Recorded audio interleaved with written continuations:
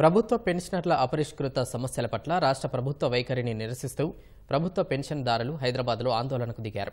రాష్ట్ర వ్యాప్త ఆందోళనలో భాగంగా లక్డికపుల్లోని హైదరాబాద్ జిల్లా కలెక్టరేట్ ముందు తెలంగాణ ప్రభుత్వ పెన్షన్దారుల ఐకాసా నాయకులు ధర్నా నిర్వహించారు.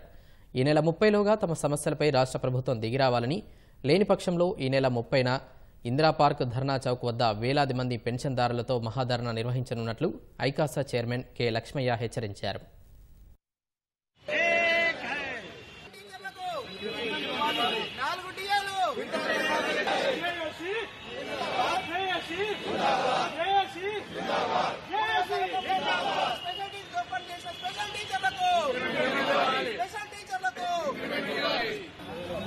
మాకున్న సమస్యలన్నింటినీ ముఖ్యంగా 4 టీఏలు ఖాళీగా ఉన్నాయి. అవి ఇస్తున్నామని చెప్పి మన బోర్డు చెప్పుకుంటూ వచ్చారు. మరి ఈ ప్రభుత్వం వచ్చిన తర్వాత డెఫినెట్గా ఇస్తారని చెప్పినారు. మరి మేనిఫెస్టోలో కూడా ఈ ప్రభుత్వం రాగానే ఇమ్మీడియట్ గా ఇస్తామని చెప్పారు. ఏమైంది, ఎక్కడ పోయేదో అర్థం కావట్లేదు. అదేవిధంగా క్యాష్లెస్ ట్రీట్మెంట్ గురించి ఇమ్మీడియట్ గా మనం చేపిస్తామని చెప్పేసి మన హెల్త్ మినిస్టర్ గారు క్లియర్ గా చెప్పారు. మేము దీని పరిశీలనలో ఉన్నామండి, డెఫినెట్ గా చేస్తామని కూడా వారు చెప్పడం జరిగింది. మరి వారు కూడా ఇలాంటి పట్టించుకోలేదు.